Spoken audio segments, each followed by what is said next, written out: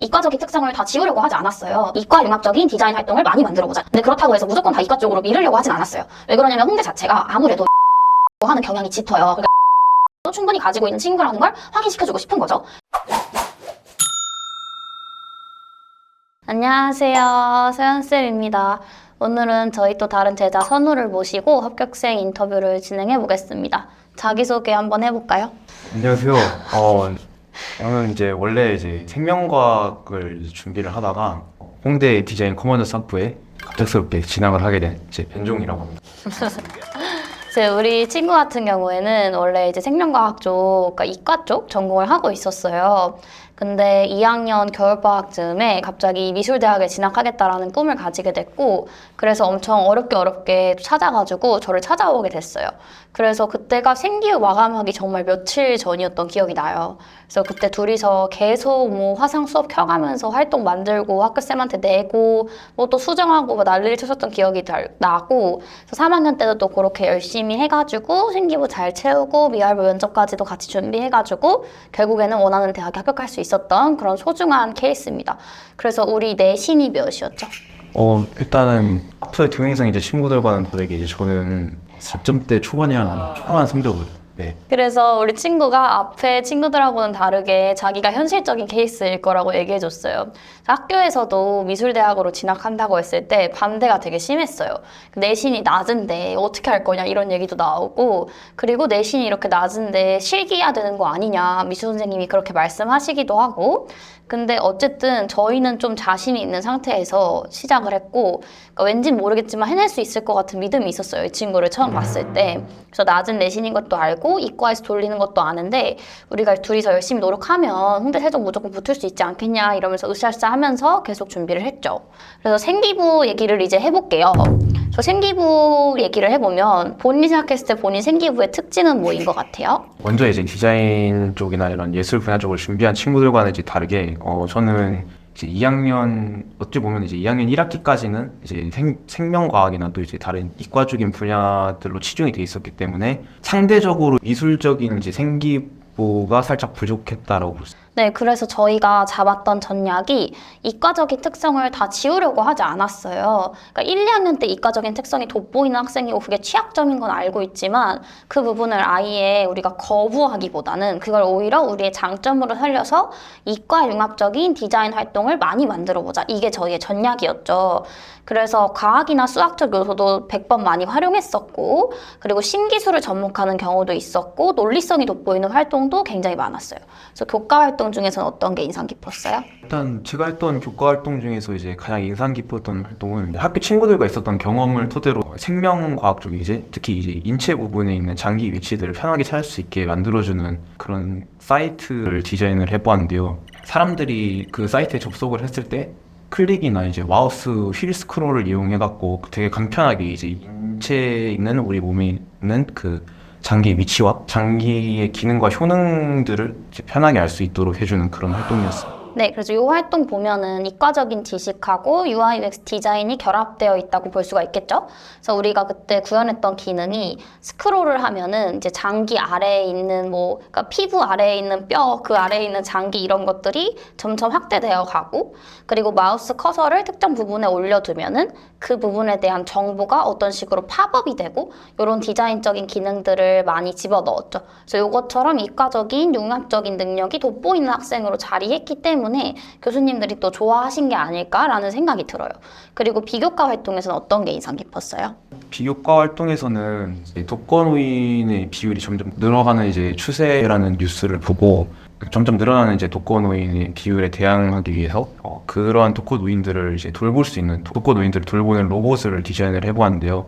특히나 그러한 로봇들을 디자인하면서 신경 쓴 부분은 안 그래도 실제 살아있는 생명체가 아니니까 실제 보는 동물과 사람 같은 느낌이 나지 않았을 때는 되게 거부감이 들 수 있기 때문에 그러한 점을 되게 조심해서 디자인을 했던 것 같습니다. 네, 그래서 논리성이라는 얘기가 아까 나왔잖아요. 이 부분을 우리가 강조하려고 노력을 했던 게 그 불쾌한 골짜기라는 현상에 대해서 디자인 리서치를 많이 했어요. 그래서 기존에 있는 로봇 디자인들 성공 사례, 실패 사례 계속 연구해 보면서 어떤 부분이 사람들한테 불쾌감을 주었는지, 어떻게 그걸 개선할 수 있는지 리서치 단계를 되게 논리적으로 잡으려고 노력했고, 그리고 그 단계를 거쳐서 우리의 이러한 디자인이 나온 것이다. 이것을 보여주기 위해서 노력했어요. 그리고 또 우리 선우 같은 경우에는 사실은 로봇 관련된 활동이 1학년, 2학년 때 이미 있었거든요. 근데 이과 친구들은 사실 로봇 관련된 활동들이 좀 많은 편이긴 하죠.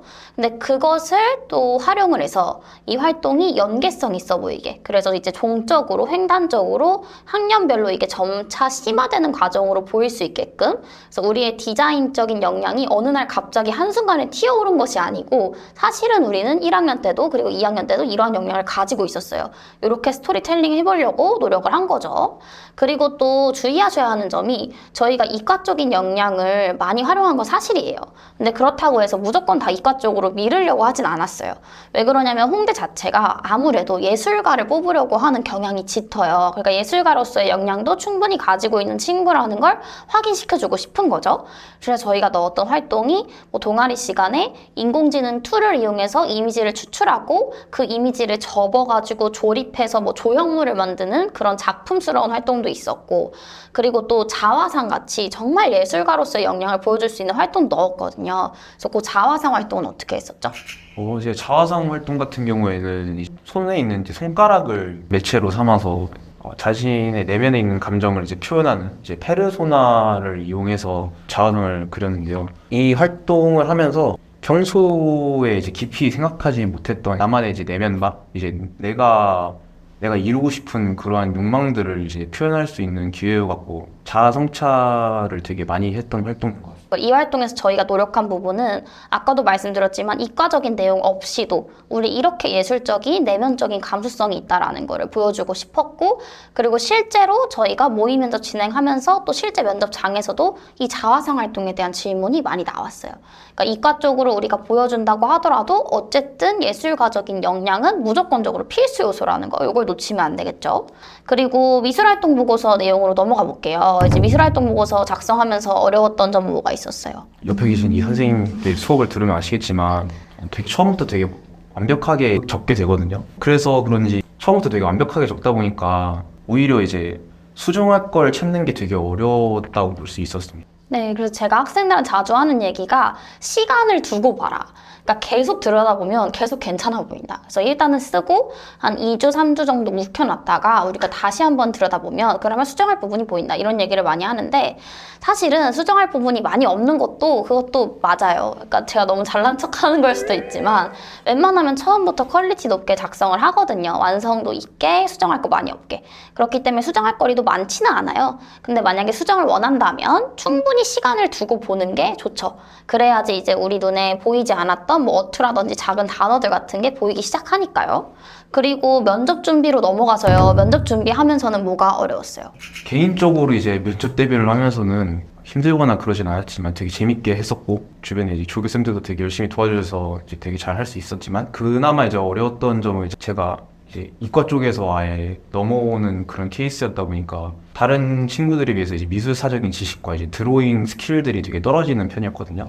다른 친구들의 이제 드로잉 미술사적인 이제 지식들 같은 거를 자리에서 즉시 이제 피드백하고 집에 가서 이제 그거를 체화시키는 과정이 되게 힘들었었던. 네, 근데 그 과정을 잘 이겨내줬어요. 그래서 실제로도 순식간에 느는 게 눈에 보였던 친구 중에 한 명이에요. 그래서 저희가 이제 자신 없어 하는 친구들 중에서 대부분은 선생님 저 미술 사적인 지식이 너무 부족해요. 저 드로잉을 너무 못해요. 이렇게 얘기하는 친구들 있지만 뭐 어쩌겠습니까? 해야 되는 부분이고 또 하면 무조건 됩니다. 그러니까 저희가 모여서 미술 면접 특강을 진행하는 이유가 뭐겠어요? 서로 보고 배우라고. 그러니까 잘하는 친구들도 실수할 때가 있고, 그리고 또 의외로 못하는 친구들이 갑자기 어느샌가 올라와가지고 최고점을 찍을 때도 있는 거고, 그런 식으로 서로의 답변을 보면서 아 저런 부분이 좋은 거구나, 이런 부분이 나쁜 거구나, 서로 배워가라고 하는 거잖아요. 그래서 그런 부분에서 시너지를 잘 내면 이제 저희 이번에 면접반 전원 합격했거든요. 이런 결과를 만들 수가 있는 거죠. 그리고 이제 학교 생활 얘기로 넘어가 볼게요. 학교 생활 하면서는 어떤 게 힘들었어요? 2학년 겨울방학 생기부가 이제 마감되는 시점에 수업을 받으러 이제 들어왔기 때문에 각 과목별 선생님들이 이제 생기부를 다 작성을 하고 이제 마감하는 단계였습니다. 그런데 갑자기 이제 진로를 틀다 보니까 그러한 이유 때문에 각 과목별 선생님들에게 찾아가서 생기부 내용을 변경해달라는 걸 요청하는 그러한 과정들이 되게 힘들었었던 것 같습니다. 네, 맞아요. 그러니까 사실은 진로 변경이 없다고 해도 우리가 선생님들을 찾아가서 막 생기부에 관련해서 막 요청을 드려야 되는 그런 상황들이 엄청 많거든요. 근데 뻔뻔해져야 합니다. 그 부분은. 그러니까 우리가 가고 싶은 대학이 있고 그 가고 싶은 대학을 위해서 선생님한테 어떤 걸 요청을 드리는 건 전혀 나쁜 게 아니에요. 충분히 그럴 수 있는 거고.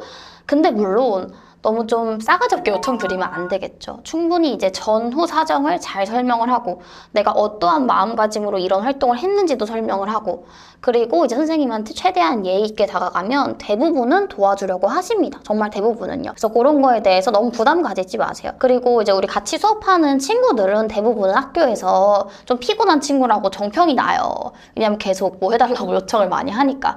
근데 저는 그런 과정이 있었기 때문에 합격률이 88%가 만들 수 있다고 생각을 하고 그러니까 그런 과정을 꼭 경험해야지 우리가 좋은 입시, 안정적인 입시를 치를 수 있다고 생각을 합니다. 그러니까 우리 다 좀 뻔뻔해져서 학교 생활에 있어서는 좀 더 적극적으로 임하는 게 되게 중요하겠죠. 그럼 마지막으로 이제 앞으로 흥익대학교 준비할 친구들한테 조언을 해준다면?